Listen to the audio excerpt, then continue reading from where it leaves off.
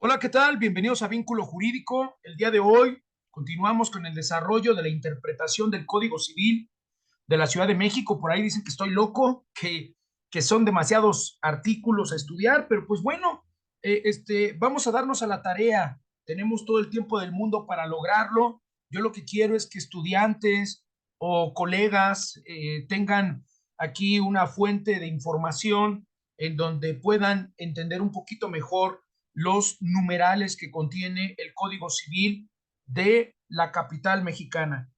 Y el día de hoy vamos a hablar del artículo 13 del Código Civil de la Ciudad de México. Eh, Comenzamos. ¿Qué vamos a ver en el artículo 13? La determinación del derecho aplicable. ¿Qué quiere decir esto? Que en este artículo son como reglas básicas para saber cómo aplicar la ley propiamente de la Ciudad de México y en concreto, pues, la materia civil. Este artículo, el 13, se vincula con el ámbito de aplicación personal de la norma jurídica, con el ámbito de aplicación territorial de la norma jurídica y con el ámbito de aplicación este, temporal de la norma jurídica. Ustedes saben que las normas jurídicas se van a aplicar dependiendo de estos principios, ¿no? Ámbito de personal, temporal, ámbito territorial, ¿no? Para saber cuándo vamos a acatar una norma. El artículo 13 es bien interesante, hay que comprenderlo. Y empecemos con la fracción primera. Dice que en la Ciudad de México se reconocen las situaciones jurídicas de otras entidades que conforman la República Mexicana. Se reconocen situaciones jurídicas o actos jurídicos que se hayan desarrollado en el interior de la República Mexicana. ¿Y esto por qué es así? Bueno, pues es así porque recordemos que nosotros tenemos un pacto federal, es decir, todas las entidades de la República Mexicana que han decidido, pues, formar una nación más grande. Y eso lo vemos en el artículo 43 de la Constitución Política de los Estados Unidos Mexicanos, donde a lo largo y ancho del territorio nacional encontramos entidades autónomas que han decidido a través del Pacto Federal formar una nación mucho más grande.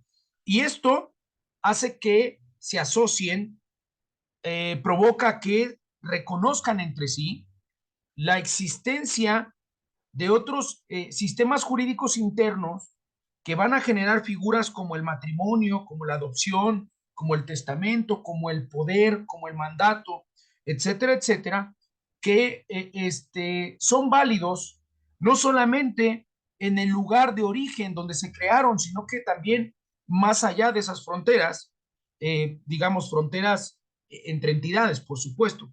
Y la Ciudad de México lo afirma en esta fracción del artículo 13, dice claramente que va a reconocer aquello que se haya generado más allá de su territorio. O sea, reconoce la existencia de figuras jurídicas nacidas en otro sistema jurídico dentro de la República Mexicana. Por su parte, la fracción 2 de este artículo establece que dentro de la Ciudad de México, tanto el estado civil de las personas como la capacidad jurídica de estas serán reguladas por las leyes aplicables en la Ciudad de México. Y vemos aquí, pues, ese principio de ámbito de ámbito personal de aplicación de la norma. Si se da cuenta usted, en la fracción primera vimos el ámbito territorial de aplicación de la norma y ahora en la fracción 2 el ámbito personal de aplicación de una norma. Porque si no importa de dónde seas tú, cuál sea tu nacionalidad o en qué estado de la República Mexicana hayas nacido, cuando estés dentro de la Ciudad de México, tanto tu estado civil como tu capacidad jurídica serán regulados por las leyes de este territorio. Vamos a la fracción 3, en donde se establece que la situación de los bienes inmuebles, por bienes inmuebles entendemos aquellos que no se pueden desplazar de un punto a otro, una bodega, una casa, un terreno, ¿no? Por citar algunos ejemplos. Y los bienes muebles, es decir, aquellos que se tienen la propiedad para desplazarse de un punto a otro, no sé, una mesa, una motocicleta, un automóvil, tanto los bienes inmuebles como los muebles que acabamos de explicar cuáles son, que se encuentren en el territorio de la Ciudad de México, serán regulados por las leyes de esta entidad, sin importar, fíjese nada más, la nacionalidad de sus titulares. Que yo soy de Tamaulipas, pero tengo mi coche aquí, bueno, eh, este, y el mismo lo dejé estacionado en un lugar al que no le corresponde, bueno, pues ni modo, te van a aplicar las leyes de la Ciudad de México, por mucho que seas de Tamaulipas o seas de Dinamarca, no importa eso. Entonces vemos aquí también pues el ámbito territorial de aplicación de la norma. Y por supuesto todo lo que estamos viendo acá pues tiene que ver con el ámbito temporal de aplicación de la norma y nos referimos a que debe de ser una norma vigente, una norma actual la que se aplique en la Ciudad de México. La fracción 4 de este artículo establece los actos jurídicos como los contratos, el testamento, la adopción, el poder, el mandato, entre otros, ¿no?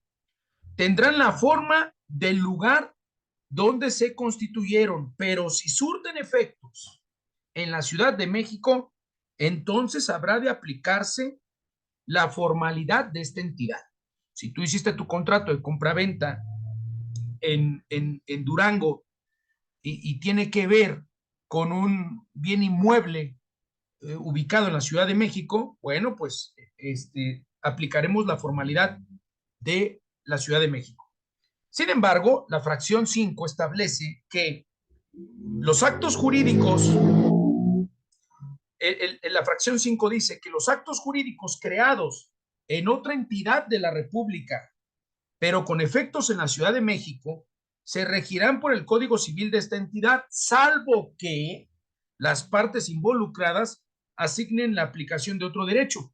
Y es que, fíjese nada más, la ley nos permite designar el lugar en donde nosotros habremos de cumplir nuestras obligaciones. Así que si yo hago un contrato de compraventa en Veracruz sobre una casa que está en la Ciudad de México, podemos decir que nos apegamos a la competencia de los tribunales del lugar donde generamos el contrato.